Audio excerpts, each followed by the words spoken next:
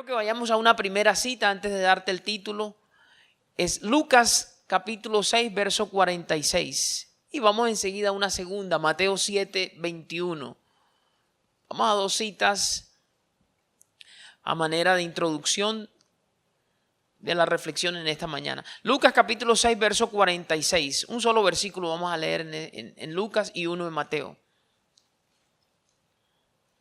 Me confirman con un amén si ya estamos ubicados. Bueno, dice la bendita palabra de nuestro Señor Jesucristo. ¿Por qué me llamáis Señor, Señor, y no hacéis lo que yo digo? La pregunta está siendo proyectada allí. Es una pregunta. Quédate con esa pregunta. La voy a leer nuevamente. ¿Por qué me llamáis Señor, Señor, y no hacéis lo que yo digo? Vamos ahora a Mateo capítulo 7, verso 21.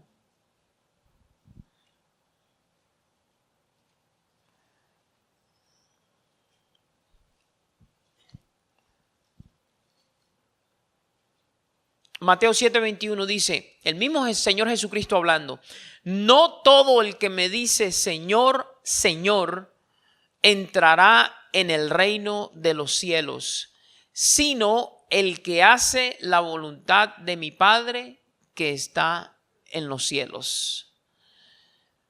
Bien, coloca a manera de título, haciendo lo que el Señor dice.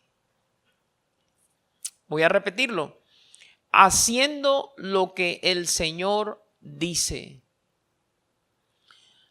Y el tema se desprende de la serie que está en curso los días viernes. Viernes tenemos estudios bíblicos, pero actualmente está en curso lo que son las clases para preparación de aquellos hermanos que han manifestado su buen deseo, su acertado deseo de bajar a las aguas bautismales para públicamente declarar su identificación con el Señor Jesucristo, su unión. Entonces hemos estado compartiendo y este viernes, hace 2 días, compartimos y buena parte de lo que vamos a socializar hoy con la congregación se compartió ese viernes. Que si usted no pudo venir por alguna razón, aquí hay un replay, hay una repetición de parte del Señor. Y quiero empezar a manera de introducción recordando lo que se mencionó ese viernes. Y lo habíamos mencionado el viernes anterior. Como hemos estado hablando del bautismo, decíamos que el bautismo, utilizando una comparación, una metáfora, representa para nuestra unión espiritual con Cristo lo que para un matrimonio representa la ceremonia de bodas. Y poníamos el ejemplo, los que ya estamos casados, que una vez públicamente proclamamos nuestro amor a la persona que Dios nos dio, ese día públicamente hicimos votos, hicimos promesas, hubo invitados, hubo testigos, el principal testigo, nuestro Señor Jesucristo. Y ahí uno se comprometía a amar a la otra persona, a respetarla, a sacrificarse por el bien de esa otra persona, a vivir para esa otra persona. Era parte del compromiso. La otra persona de la misma manera lo hacía y se sellaba, pero eso era un acto público y no era un mero ritual, era algo que se hacía. Si la persona se casa convencida y enamorada, se hace con convicción. Sin embargo, después de la ceremonia, decíamos, y suena un poquito, tal vez produce algo de risa, pero se dice con toda seriedad, después de la ceremonia es que empieza lo bueno, porque es que empieza la oportunidad para que yo demuestre si eso a lo que me comprometí, si eso que prometí, si eso a lo que hice voto era de corazón o era de boquilla. Porque empieza la vida matrimonial, el día a día, el convivir juntos, el demostrar, bueno, lo que tú prometiste, de verdad lo sentiste, lo sentías, esta es tu oportunidad. Entonces se van a tomar decisiones. se van a cumplir deberes, se van a cumplir con responsabilidades, con compromisos. Va a haber una renuncia a muchas cosas. Va a haber un negarme a mí mismo para poder satisfacer la necesidad del corazón de la otra persona.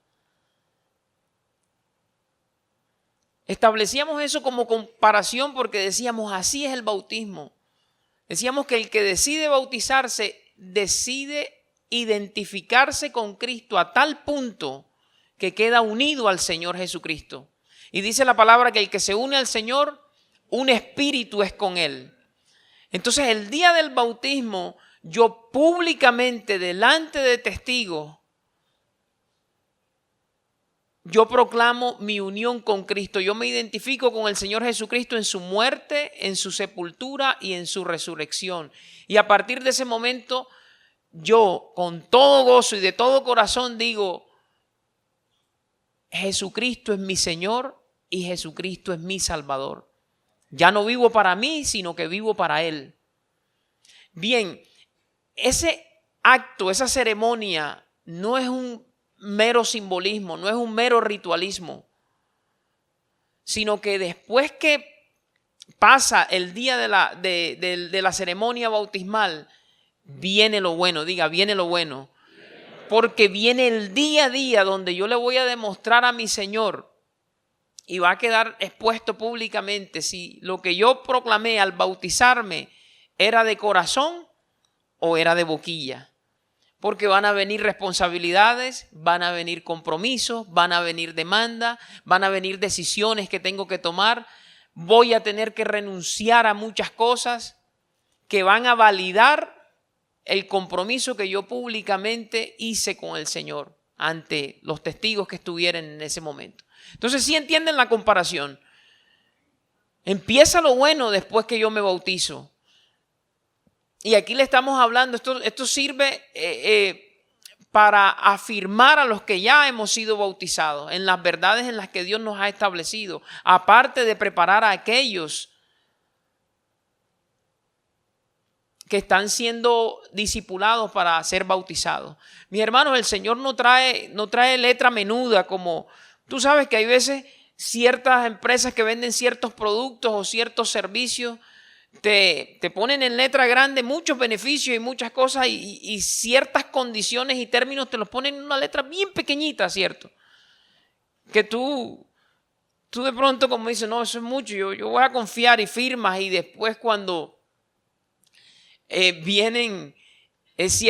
activan ciertas cláusulas, tú dices, pero ¿en qué momento? A mí eso no me lo dijeron, no, eso estaba ahí, usted firmó, usted fue porque usted leyó. Bueno, el Señor no anda con esas astucias. El Señor al que decide seguirlo le habla de frente.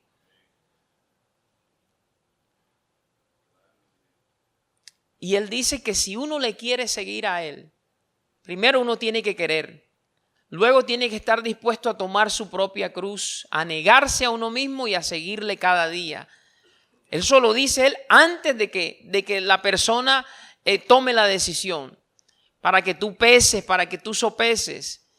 Hermano, ¿y a dónde nos quiere llevar? Los quiero llevar a donde estábamos instruyendo a los que se van a bautizar. A que hay unos compromisos que uno adquiere una vez uno se bautiza. Una vez uno es integrado al cuerpo de Jesucristo. Hay compromisos, hay responsabilidades. Y decíamos en esa oportunidad que a nosotros los seres humanos nos gusta hablar mucho y reclamar y exigir derechos, beneficios, privilegios. Cierto que cuando tú te integras a algún tipo de comunidad o adquieres algún tipo de membresía, tú enseguida y yo pensamos que, ¿y cómo voy yo ahí? ¿Cuáles son los beneficios? Y eso está bien.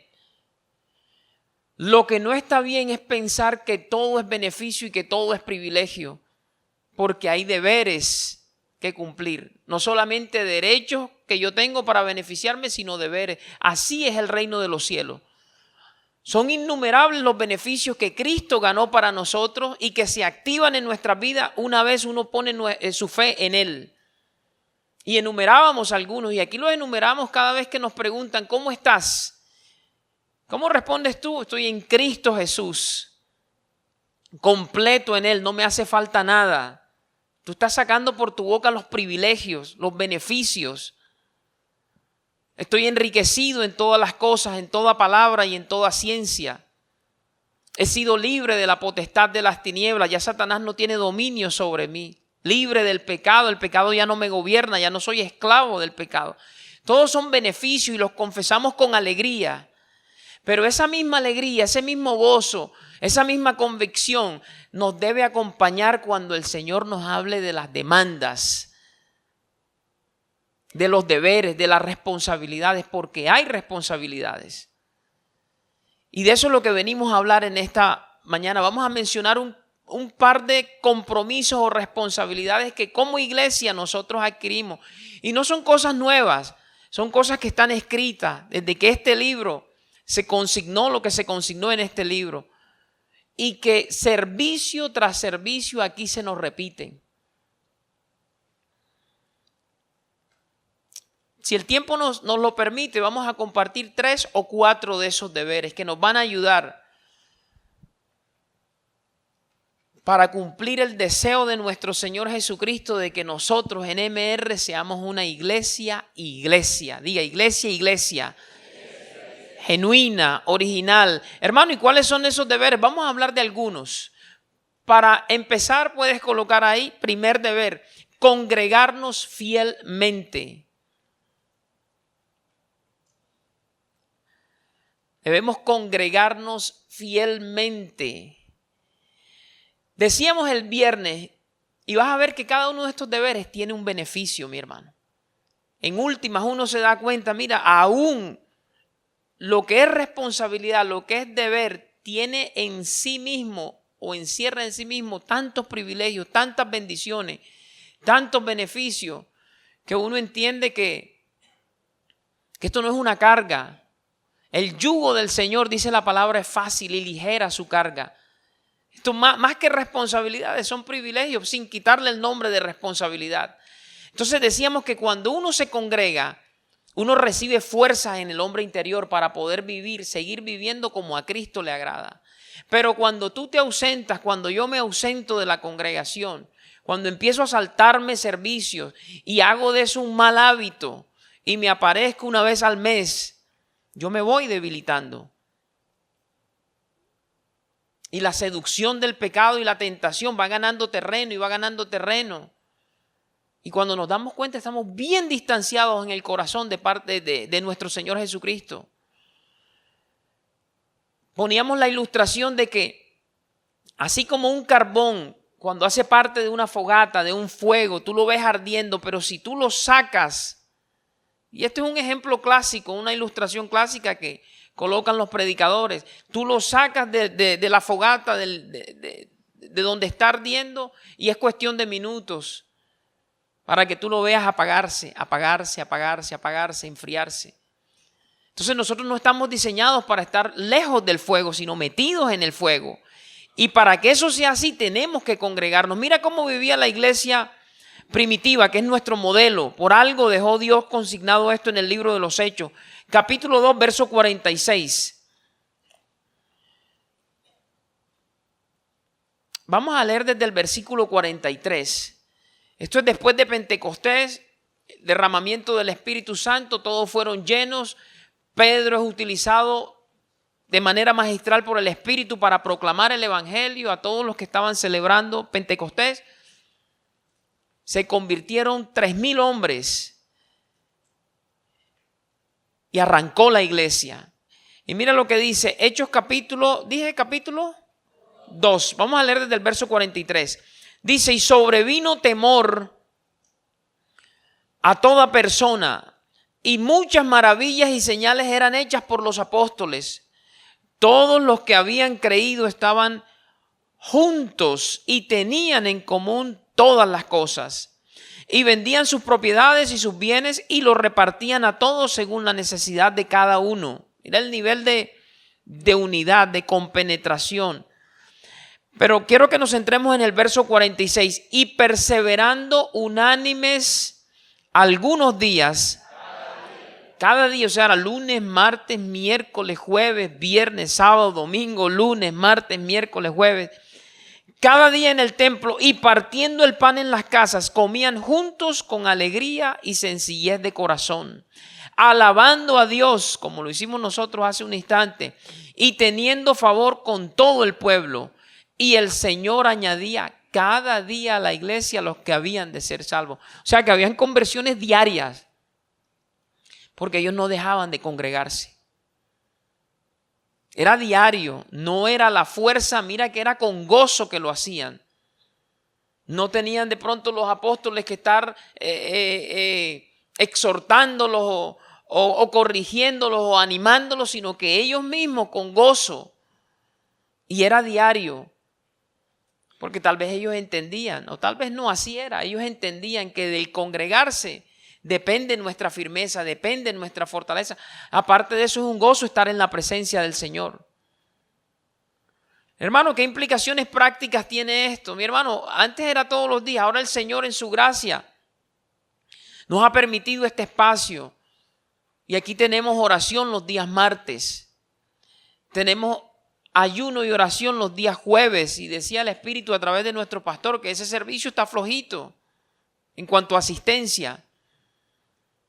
Aquí hay estudio bíblico los viernes, aquí hay estudio, aquí hay alabanza, predicación, adoración los días domingo. En términos prácticos, nosotros tenemos que hacer de cada reunión un compromiso innegociable, diga innegociable. Hermano, y que no suene a legalismo, cuando yo digo innegociable, es que mi corazón tiene que estar inclinado hacia el congregarme. Y el Señor ve eso. Se presentarán situaciones, sí, puede que pase en lo laboral o alguna situación familiar que X día te impida venir. Eso es entendible. Pero en cuanto todo se restablezca en su normalidad, tu corazón se inclina, tira nuevamente para el congregarse. Esa debe ser la actitud nuestra. O sea que ya yo sé, mis martes son del Señor en las horas de la noche. Mis jueves, si el Señor me apareja a todos, son del Señor para buscarle en ayuno y congregarme. Mis viernes en la noche no son viernes para regocijarme en la cultura de aquí de la tierra, sino para ser edificado en la cultura del reino. ¿Sí me están siguiendo, mis hermanos? No es una imposición legalista, pero esto es necesario decirlo. Porque es un mandato del Señor y Él dice, mira, si tú me llamas Señor, Señor, tú tienes que hacer lo que yo digo, si no, tú no eres, yo no soy tu Señor, tú no eres mi servidor. Esa actitud, esa inclinación, esa disposición del corazón tiene que verse, parte de nuestro compromiso. En días pasados yo hablaba con mi esposa de nuestro amado hermano Fernando González, anciano de este ministerio. Y yo le compartí a ella el testimonio, decía, mira esto es una de las cosas que yo más admiro en Fernando y en muchos aquí. Su inclinación a estar siempre en los negocios del Señor, siempre. Él cierto día nos escribió a los pastores y a nosotros los ancianos que le apoyásemos en oración, porque estaban diseñando los nuevos horarios del nuevo semestre en el sitio donde él trabaja y lo habían asignado martes en la noche para laborar. Y eso se le notaba en el mensaje que yo recibí, se le notaba, ¿cómo podré ponerlo? La angustia, porque él decía, no, yo no quiero perderme los martes. Yo siento que si yo dejo de asistir los martes, yo me debilito. Y cualquiera podría haberse quedado durmiendo de ese lado. No, me tengo que someter a lo del trabajo.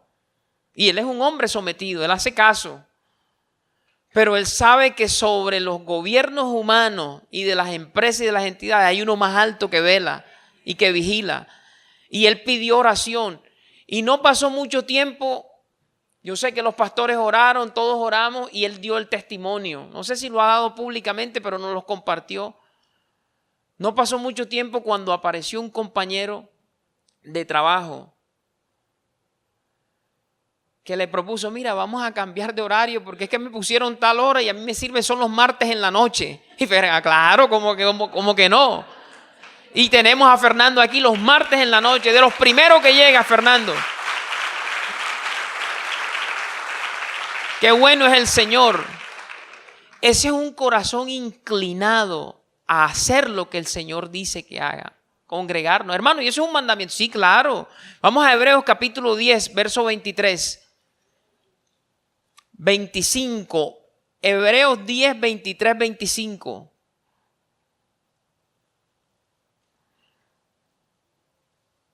A mi hermano Fernando yo le aprendí el principio que es bíblico, que dice: es mejor un día en tus atrios que 1000 fuera de ellos. Hay veces uno, la jornada laboral se le extiende y uno dice, si alcanzo a llegar solamente media hora de servicio, y como que viene el pensamiento, ¿ya para qué voy a ir? No, a él le aprendí ese principio, si sea 5 minutos. Es mejor esos 5 minutos ahí que pasarme toda la velada, la noche allá afuera. Y yo eso se lo aprendí a él hace muchos años, que me lo dio como consejo. Entonces, mis hermanos, esa debe ser la actitud nuestra si de verdad Jesucristo es nuestro Señor. Mira que no es por coerción, no es por obligación. Es porque hemos entendido que esto nos conviene. Hebreos 10, 23 dice: mantengamos firme sin fluctuar la profesión de nuestra esperanza, porque fiel es el que prometió. Y considerémonos unos a otros para estimularnos al amor y a las buenas obras. Mira lo que dice, verso 25. No dejando de congregarnos como algunos tienen por costumbre, como dice nuestro pastor, por mala costumbre, sino exhortándonos, y tanto más cuando veis que aquel día se acerca. ¿No dejando de qué?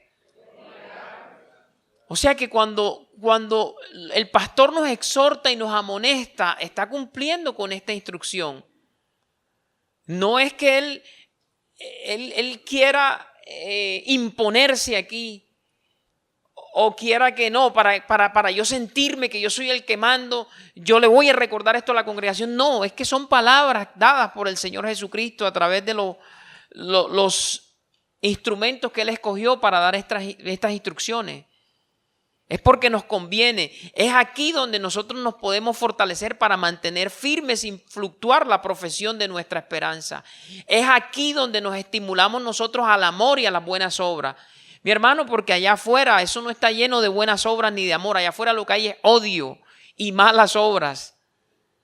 Entonces tú tienes que tener conciencia de que este espacio Dios nos los proporciona para que como cuerpo nos estimulemos a estas cosas y no perdamos el norte, no perdamos el rumbo, no perdamos el foco.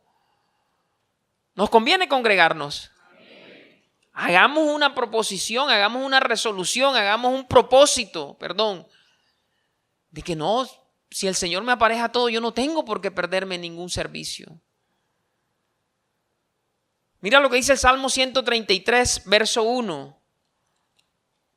Salmo 133.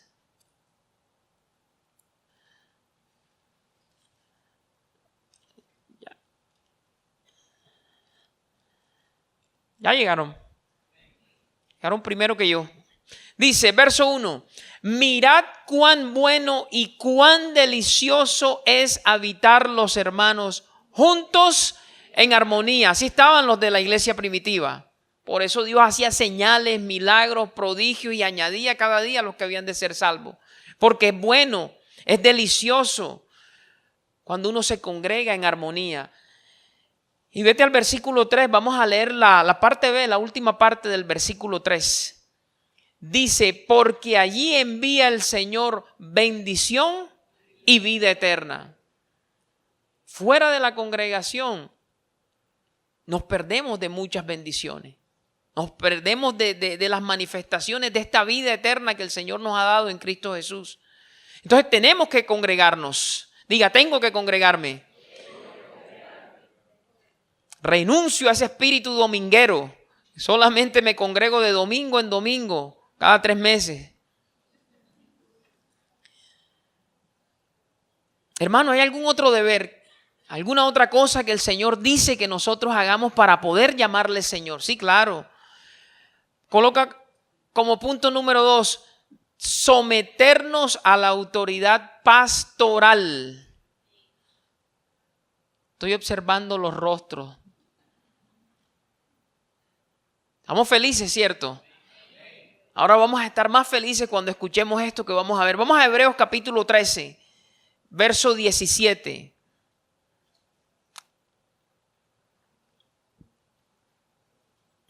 Hebreos 13, 17.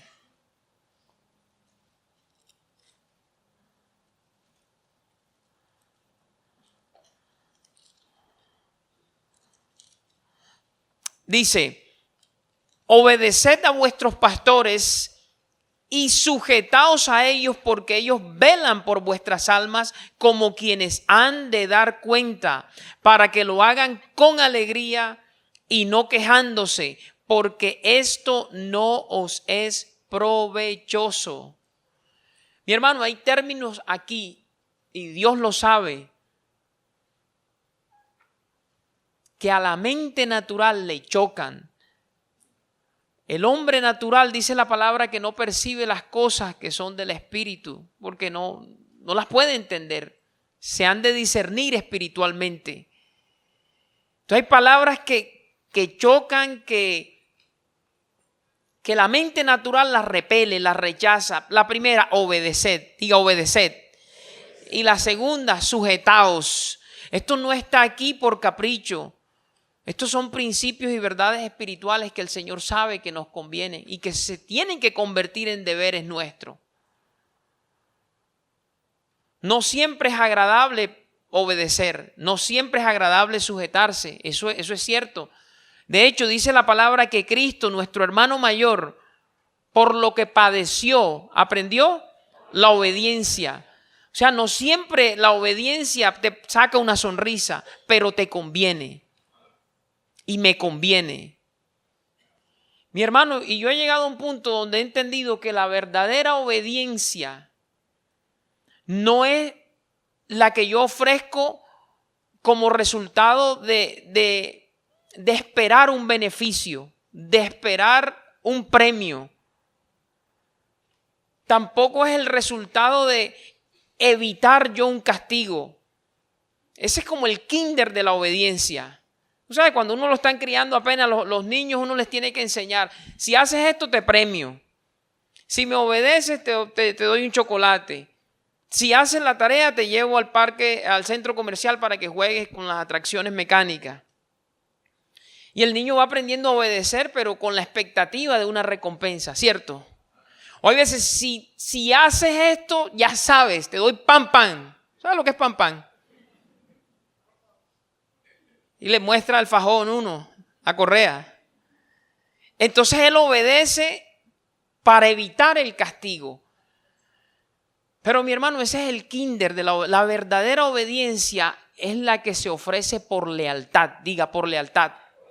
Nosotros tenemos que llegar a eso. Es decir, tú de verdad le demuestras a Dios que le obedeces cuando obedecer no es rentable a corto plazo, cuando aparentemente obedecer no paga.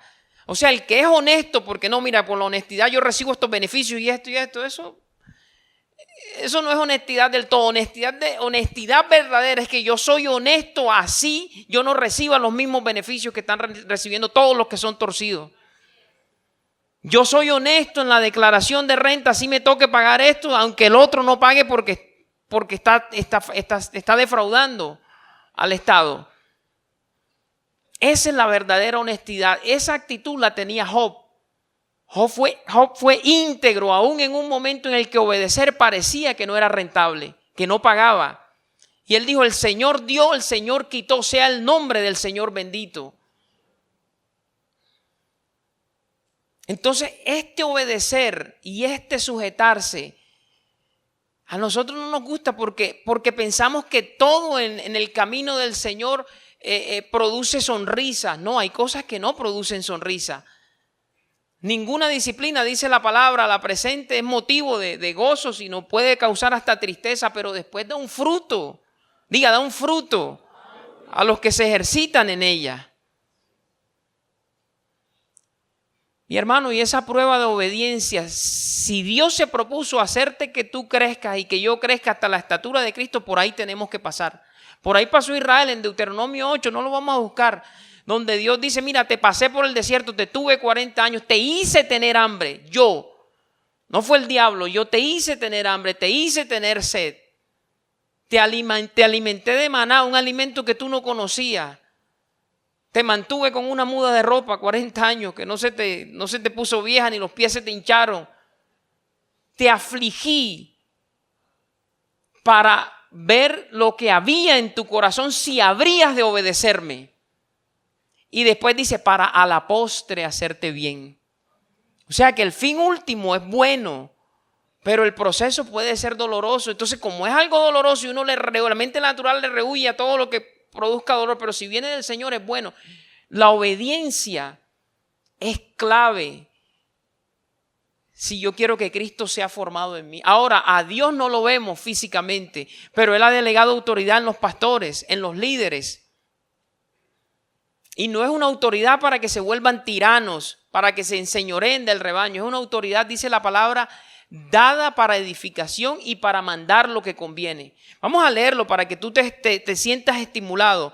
Segunda a los Corintios capítulo 13, verso 10.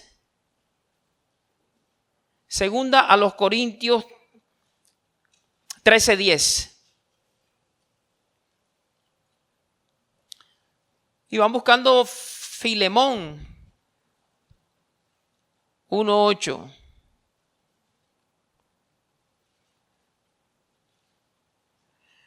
Me confirman con un Abba Padre cuando estemos en 2 Corintios 13:10. Este es el apóstol Pablo. Dice, por esto os escribo estando ausente para no usar de severidad cuando esté presente, conforme a la autoridad que el Señor me ha dado. ¿Para qué? No es para destruir, para edificación y no para destrucción. Mi hermano, Dios tiene tanto bondad como severidad. Eso es lo otro que tenemos que aprender nosotros los seres humanos. Nosotros nada más nos centramos en los atributos de Dios que nos encantan, que nos gustan. No, la bondad de Dios. Pero en Romanos dice la bondad y la severidad de Dios. Y aquí Pablo dice, mira, la autoridad que yo tengo de parte de Dios puede manifestarse en severidad también. Pero no es para destruir, sino es para edificar. Diga, para edificar. Y Dios es el que regula al ministro. En qué momento muestra ese atributo de Dios, la severidad, y tú sientes el quemón, y tú sientes que la palabra te raspa, y tú sientes que es contigo, porque es contigo y es conmigo en ese momento. Dice, ¿seré yo, maestro? Claro que eres tú, y claro que soy yo. Porque Dios tiene severidad, pero tiene bondad también. Y el ministro que es puesto por Dios se deja guiar, se deja llevar. Y nosotros los que estamos ahí sentaditos tenemos que ser conscientes de eso para que la severidad de Dios no nos saque, porque no es dada para destrucción. Mira lo que dice Filemón 1:8.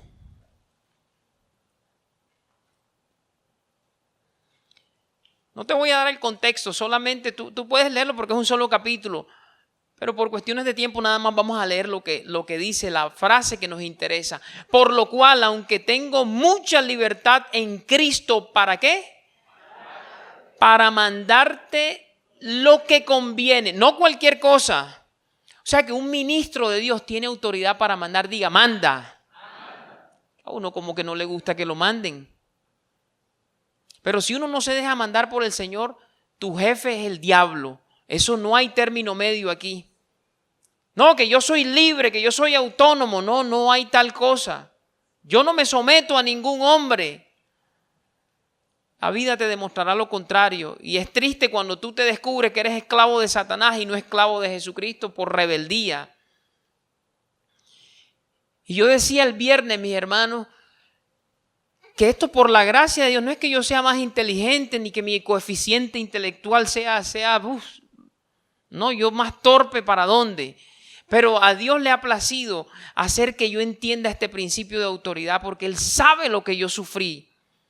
Él sabe lo que yo sufrí por mi renuencia a someterme. Yo iba a una iglesia, iba a otra, pero solamente buscando la parte o la manifestación de los atributos de Dios que me satisficieran a mí, con los que yo estaba de acuerdo. Cuando el mensaje apretaba, yo decía, por aquí hay camino.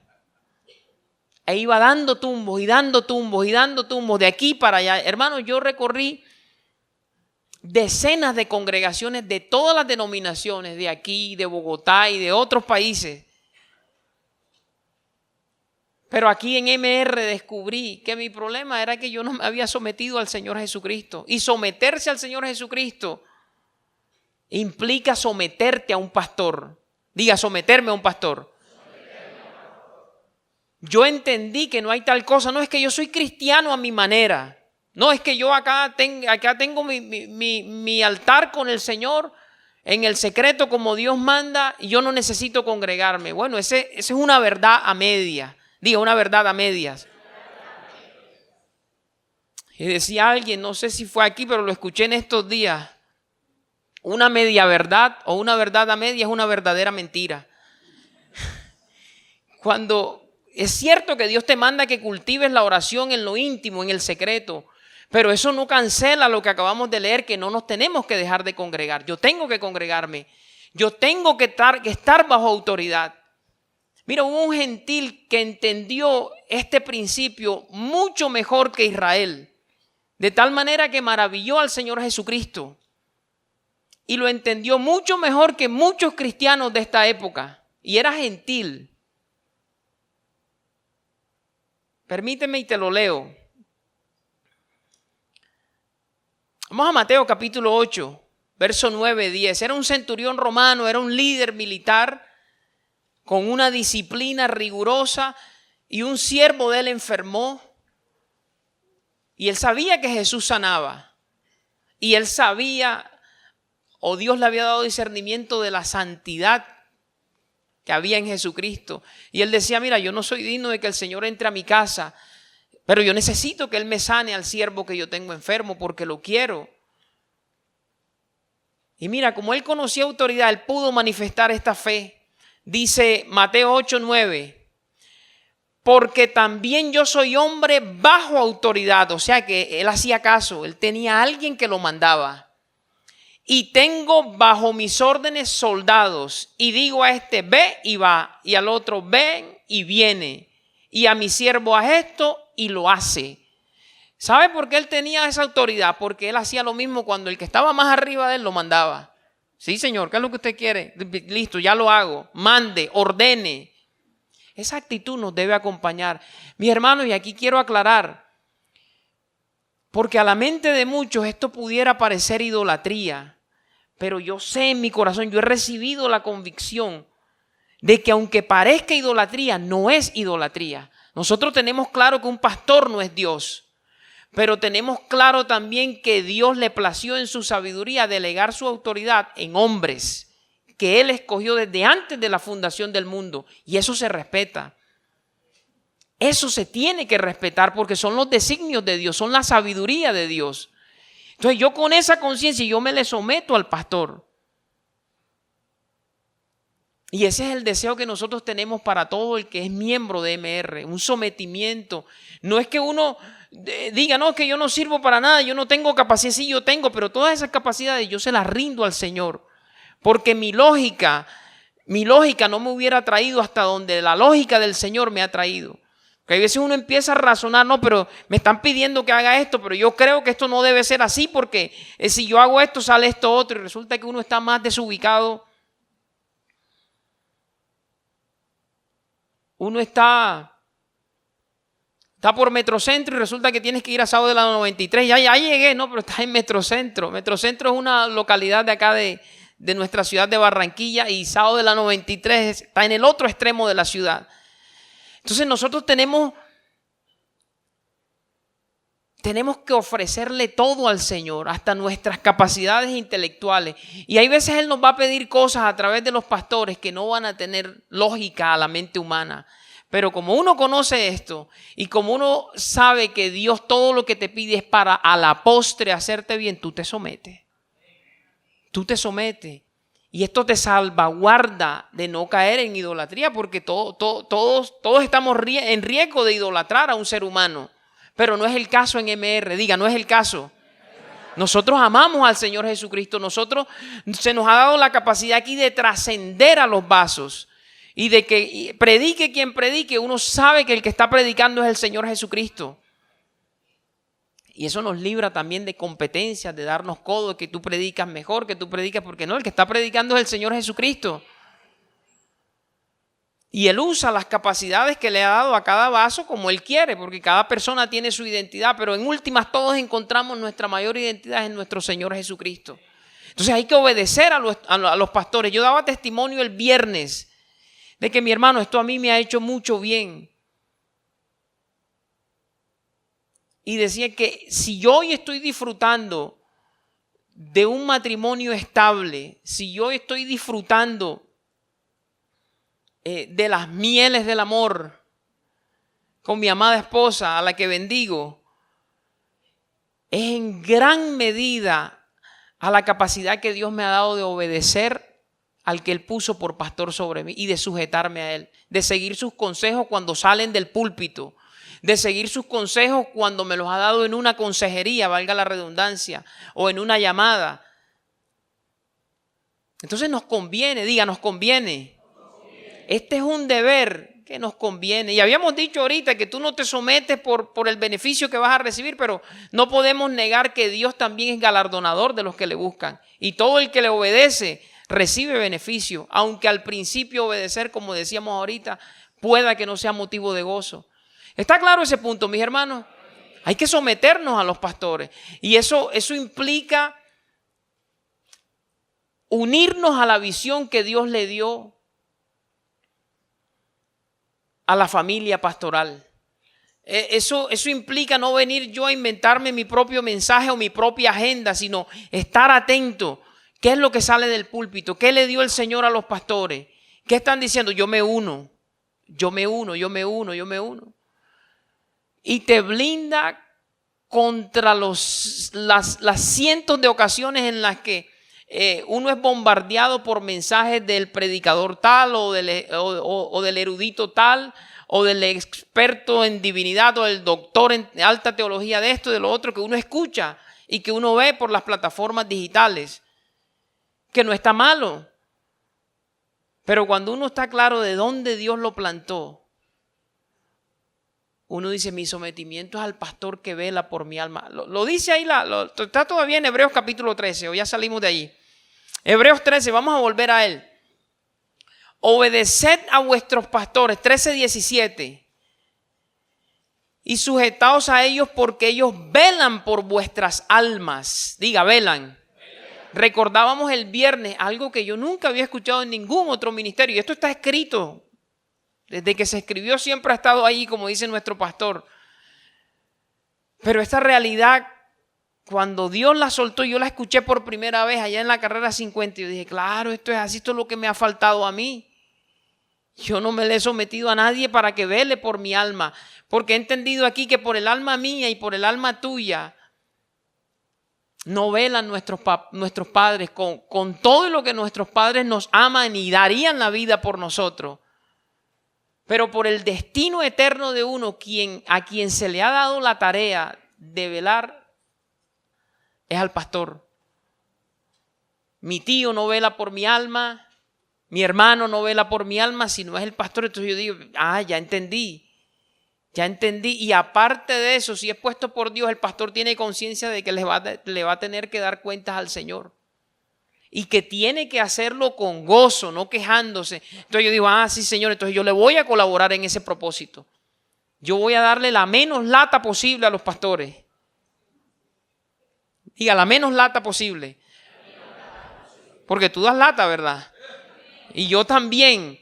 Pero uno conoce esto y esta palabra te va regulando, te va restringiendo, va haciendo que tú sometas al monstruo ese. Y tú dices, no le puedo dar lata porque si se queja esto no me va a ser de provecho a mí. Y hermano, y hay que levantarle las manos. Levantarle las manos es apoyarlo en oración, apoyarlo en los propósitos. apoyarlo en la visión que Dios le dio. Porque somos un cuerpo. ¿Estamos entendiendo hasta aquí, mi hermano? No es una apología, no es un llamado a la idolatría, sino a someternos a la sabiduría establecida por Dios, porque eso nos conviene. Eso nos conviene. ¿Cuántos deberes van? 2. Vamos a un tercero. Y aquí los voy a mirar más atentamente. Diezmar y ofrendar generosamente. Diezmar y ofrendar generosamente. Ojalá y que ninguno se le esté pasando el pensamiento, hermano, y con tanta lucidez que usted estaba exponiendo los otros 2 puntos, con tanta revelación, y ahora se va a meter con eso si los diezmos son de la ley y nosotros estamos en gracia. ¿Qué pasó allí? No, mi hermano, la lucidez la da el Señor. Y la lucidez ahora es mayor. Porque aquí hemos aprendido que los diezmos no pertenecen ni a la ley ni a la gracia. Los diezmos le pertenecen ¿a quién? A nuestro Señor Jesucristo. Y no solamente los diezmos, sino el mundo, los que en él habitan. La plenitud de todo le pertenece al Señor.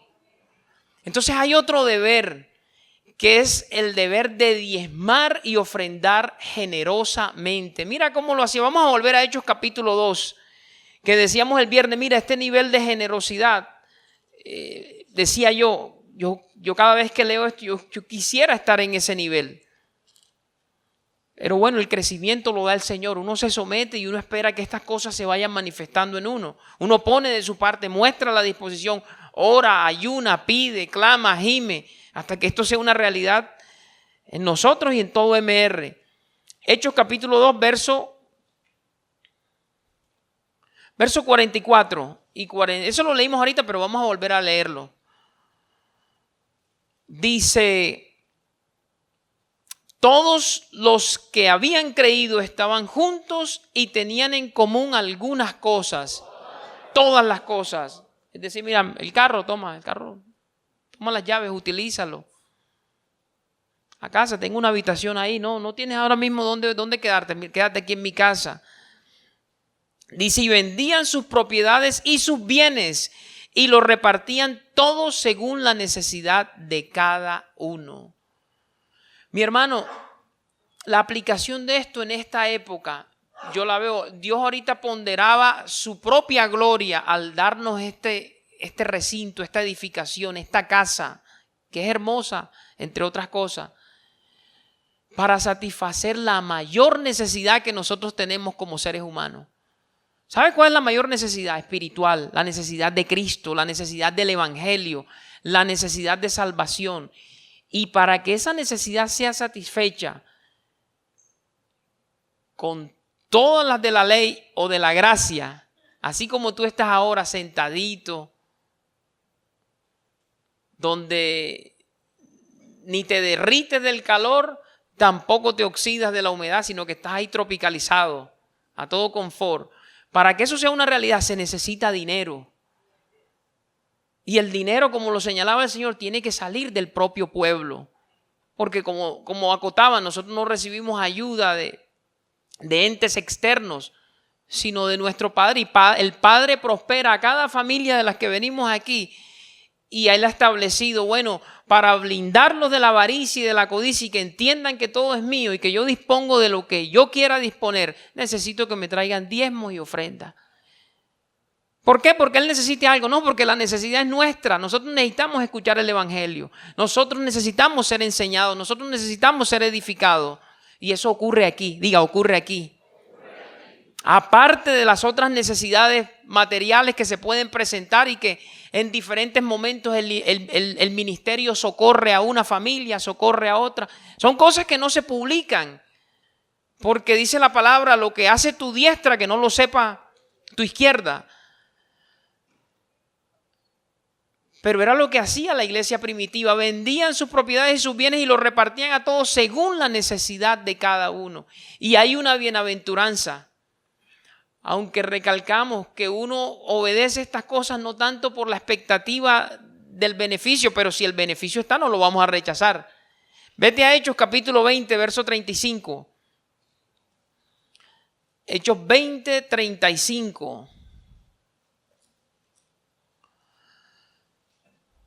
Para que veamos que hay una bienaventuranza en esto del diezmar, y no de cualquier manera, porque dice la palabra que tenemos que hacerlo con alegría, no por tristeza, perdón, no con tristeza ni por necesidad, o sea, no por coerción, no obligados, no a la fuerza, sino con alegría. Y mira este estímulo, Hechos 20, 35. En todo os he enseñado, este es el apóstol Pablo hablando, que trabajando así se debe ayudar a los necesitados, diga necesitados, y recordar las palabras del Señor Jesús, que dijo, más bienaventurado es dar que recibir. ¿Eso lo dijo quién? Al que nosotros llamamos Señor. Y si Él lo dijo, hay que hacerlo. Hay que hacerlo sin chistar. Bien, en 3 minutos vamos a cubrir el último deber de una iglesia. Llevamos 3, ¿cierto? Guardar la unidad del Espíritu es la cuarta. Guardar la unidad del Espíritu. Mi hermano, en todo grupo, en toda sociedad, sea esta grande o pequeña, hay potencial, hay riesgo de que haya divisiones y de que haya fracturas. Yo creo que eso se ve en las familias también. Yo creo que uno de los consejos más sabios, los principios bíblicos más sabios, es cuando el Señor le dice a Abraham, sal de tu tierra y de tu parentela a la tierra que yo te mostraré. Sal tú, nada más tú y tu familia, o sea, el núcleo tuyo, tu esposa en ese caso. Aquí en la tierra lo dicen, aquí en la costa dicen, el que se casa quiere. Ese es el orden. Cada familia que se constituye debe tener un espacio aparte. Hay veces uno acá latino piensa que demuestra más el amor cuando vive en condumio. No, que la casa de mi papá es grande, allá salen 3 apartamentos allá atrás. Y que ven y acomódate, y mi hermano, y cuando viene a ver hay una ciudadela ahí. Pero eso es el tira y jala, porque los espacios son dados para que haya una sola cabeza. Entonces la esposa de este quiere pelear con la de aquel, porque que tú usas la cocina así y yo la uso asado. El baño lo dejaste de esta forma y a mí me gusta de esta forma. No, la solución es sal de tu tierra y de tu parentela. Te casaste, busca casa. En toda sociedad, en todo grupo conformado hay potencial para haber división si no se respeta el orden que Dios estableció. Mira lo que dice Efesios capítulo 4. Nosotros como cuerpo estamos llamados a guardar la unidad, y parte de ese guardar la unidad implica estar sometidos y obedientes a los líderes, a los pastores.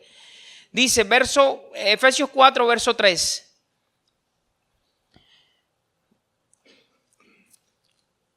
Solícitos, cada vez que tú escuches la palabra solícito en la Reina Valera, entiéndelo como diligente. Tienes que ser diligente, no perezoso. O sea, te requiere dinamismo de parte nuestra. Eso no se va a dar solo. Te energiza el Espíritu Santo por su gracia, pero tú tienes que actuar. Solícitos en guardar la unidad del Espíritu en el vínculo de la paz. Un cuerpo y un espíritu, como fuisteis también llamados en una misma esperanza de vuestra vocación. Un Señor, una fe, un bautismo, un Dios y Padre de todos, el cual es sobre todos y por todos y en todos. Y vamos a cerrar leyendo primero a los Corintios capítulo 1, verso 10. Y hacemos un último comentario para cerrar. Primero a los Corintios 1, 10.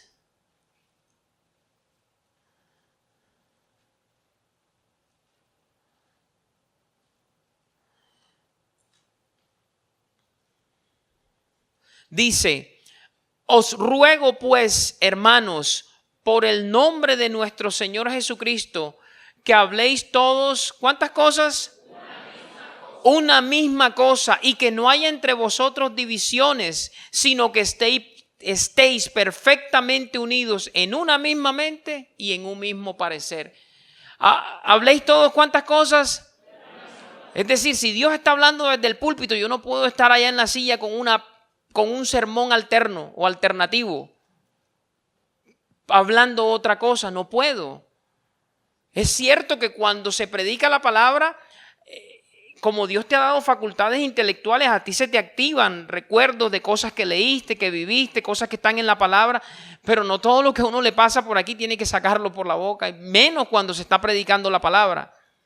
Para eso tienes el cuaderno y para eso tienes el esfero, toma nota. Estas son cuestiones prácticas que garantizan que la unidad se guarde. Y recuerden, nosotros estamos en un proceso de renovación de la mente. Y en ese proceso de renovación es que uno va descubriendo la buena voluntad de Dios agradable y perfecta. Es decir, que hay cosas que como mi mente, yo ahí sentadito como oveja, no ha sido renovada, no me van a aparecer en el momento. ¿Pero qué hago? ¿Me levanto en rebeldía? No, yo me quedo allí sumiso y rogándole a Dios. Y mi hermano, y te estoy hablando desde la experiencia, porque tú sabes que hay veces Dios tira por el púlpito palabras que raspan, como decíamos ahorita, que queman. ¿Qué hace? Bajas la cabeza, buscas al Señor en oración y con los días tú te das cuenta que era una telaraña que te hacía falta que te sacara y que era una musaraña que estaba ahí bien escondidita y tenía que salir. Entonces cuando sale la tela de araña y la musaraña, tú ves con claridad. El velo te fue quitado y sabes que era Dios el que estaba hablando desde el púlpito. Eso es guardar la unidad. Mi hermano, si a cada cosa que no me pareciera que sale del púlpito yo voy a armar una rebelión, no hubiera congregación. Entonces uno aprende cosas prácticas y uno se da cuenta, no, el Señor es sabio. A ti el Señor te ha sacado telas de araña y musaraña. Por eso es que tú estás aquí. Diga, de aquí no me saca nadie. Somos llamados a guardar la unidad del Espíritu. Y damos gracias al Señor por su instrucción, mis hermanos. Damos gracias porque Él nos está edificando. Quiero cerrar diciéndole, mi hermano, que esto, aunque se llame deber, responsabilidad, mandamiento, esto se hace más fácil y deleitoso en la medida que uno se enamora más de Jesucristo. Es por amor que nosotros lo hacemos. Es por amor que nosotros nos sometemos al Señor. Es por amor. Mira lo que dice el Señor en cierta ocasión a través de Juan, Juan lo escribió, pero lo dijo el Señor Jesucristo. Si me amáis, guardad mis mandamientos. Eso está en Juan 14:15, anótalo. Y ese mismo autor, Juan, en la primera epístola de Juan 5:3, no lo busques, solamente escúchalo. Pues este es el amor a Dios, que guardemos sus mandamientos, y sus mandamientos no son gravosos, es decir, no son una carga difícil de llevar. O sea que yo seré capaz de guardar esto, de congregarme, de someterme a los pastores, de diezmar y de ofrendar con alegría y de guardar la unidad del Espíritu si yo amo a Cristo. Y eso demanda una vida de búsqueda, de intimidad, de comunión, de tiempo con Él. Si no, yo no me voy a enamorar. Yo no puedo aspirar a enamorarme de Jesucristo si estoy 24 horas al día viendo los estados de WhatsApp y viendo las publicaciones y los posts en Instagram. No puedo, tengo que pasar tiempo con el Señor. Entonces esto es por amor, diga por amor. Que el Señor nos ayude, mis hermanos, para seguir creciendo y llegar a esa estatura que Él quiere para MR de iglesia. Esta es la palabra del Señor para su pueblo en esta mañana.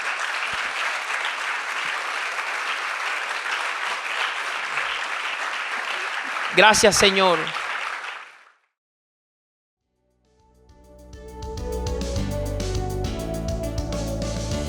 Esperamos en el Señor que esta transmisión haya sido de edificación para tu vida.